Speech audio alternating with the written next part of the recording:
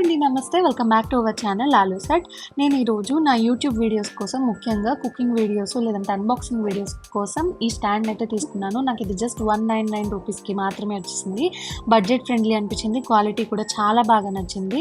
So ఇది వచ్చేసి clip అనమాట. ఇది మొబైల్, ఇది వాళ్ళు ఫిక్స్ చేసి ఇవ్వలేదు, మనం ఫిట్ చేద్దాము.